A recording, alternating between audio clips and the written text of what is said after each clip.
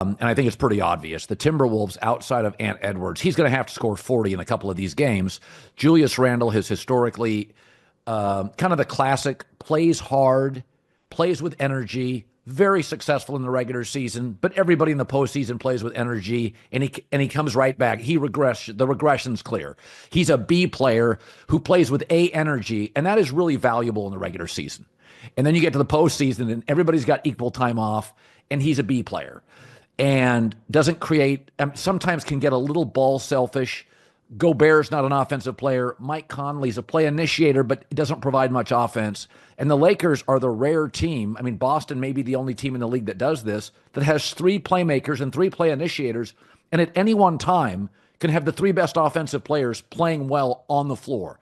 I don't think it's a good matchup for Minnesota at all. This was the bad draw, in my opinion, for the T-Wolves. What do you think? I totally agree. I think there's a basic talent argument you can make for LA, which is like, who's better, Ant or Luka? You're taking Luka. Who's better, LeBron or Julius Randle? Yeah. You're taking LeBron. Who's better, Austin Reeves or a Jaden McDaniels or a Rudy Gobert or a Dante DiVincenzo? You're taking Austin Reeves. So I think the Lakers' top three guys are just better, and I think that could be enough to make the case. Where I think it gets really interesting is the Timberwolves' greatest strength on defense is their combination of perimeter defenders and Rudy Gobert at the rim. And the Lakers can neutralize that. Unfortunately, as we saw in the Western Conference Finals last year, the best perimeter defender on Minnesota, Jaden McDaniels, can't guard Luka. He's too skinny. Luka can just throw him around like a rag doll. None of the perimeter defenders on Minnesota make Luka uncomfortable. And the Lakers, with their 5-out groups, with Dorian Finney-Smith instead of Jackson Hayes, they can space Rudy out to where he cannot protect the rim without conceding a wide open three. When Rudy's on the perimeter, he's still a good defender, but he's not the transcendently impactful defender he is when he can sit right underneath the basket. So I think they neutralize him there. On the other end of the floor, the Lakers have struggled against spread out shooting, like against Boston, and really smart teams with speed like Golden State. Those are the teams that have really caused the Lakers issues post-Luka trade. You know who the Lakers have not struggled with post-Luka trade defensively? The teams that they can load up on. You can load up on the Timberwolves. They are not a good spot-up team. They are a team that you can put two on the ball with Ant and not get burned with high-level playmaking. It's just, I look at this as a series where just all of the strengths and weaknesses line up in a way to where I think the Lakers just have a big advantage. This was one of the few series that I picked in 5 games. I think the Lakers are going to beat them in 5. Yeah, I feel the same way. And the Lakers, I could be wrong on this. I think they play as good a defense as they need to. I think that when I watch them play, there are times I'm like, oh, this is one of those games they really care about. And then there are other times I'm like, they're just not talking. This is one of those. They either all went out and had a nice dinner last night and a bottle of vino. They're just not. That when I watch them, I think they're as good as they want to be defensively. I don't think they're great. But like Denver's got limitations. There's just things. I mean, Jokic, there's just limitations. I think the Lakers actually have some pretty good length and defensive personnel outside of Luka. I think they'll play good defense in the playoffs because they'll want to. They're a want team. When they want to, I think they're pretty capable.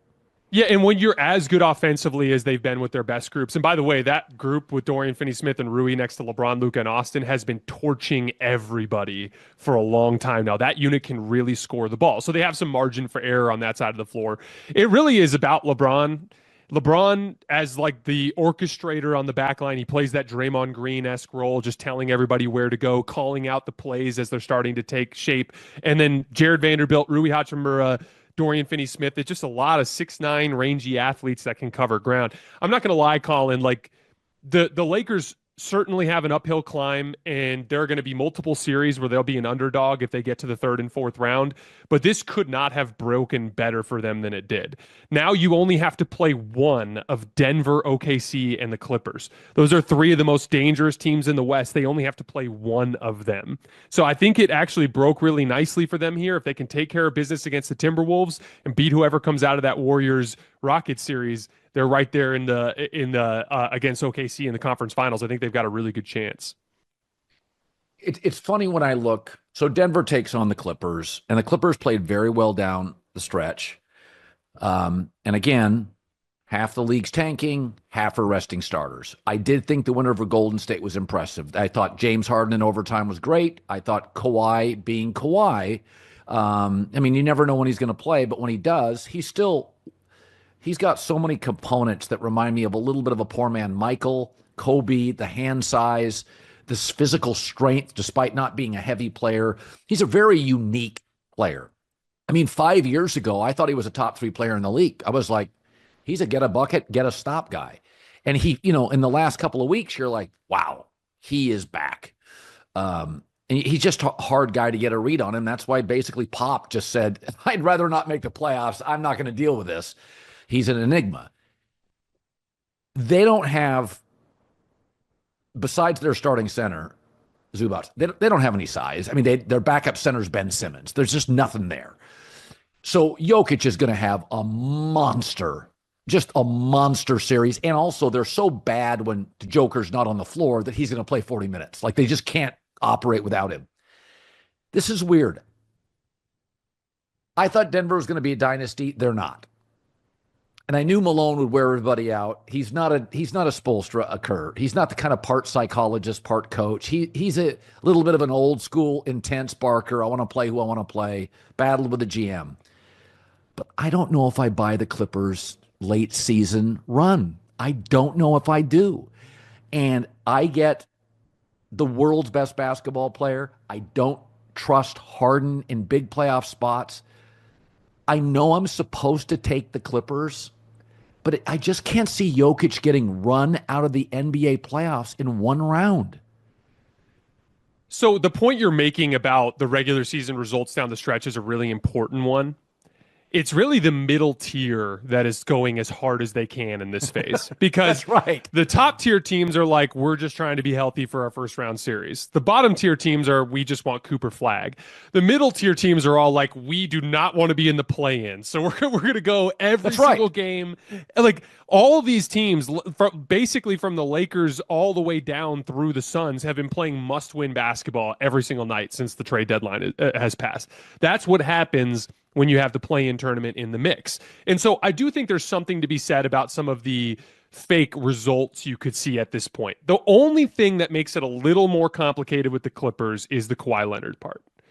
You are taking a team that was already a rock-solid basketball culture, anchored by James Harden, a very great floor-raising perimeter player in the NBA. Zubac has become one of the top 6 or 7 centers in the NBA. You have the elite perimeter defense talent of Derrick Jones Jr. and Chris Dunn. One of the craziest subplots of the year is them pivoting from Paul George, who averaged 23 points a game for them last year, and then being like, no, thank you, and taking 2 discounted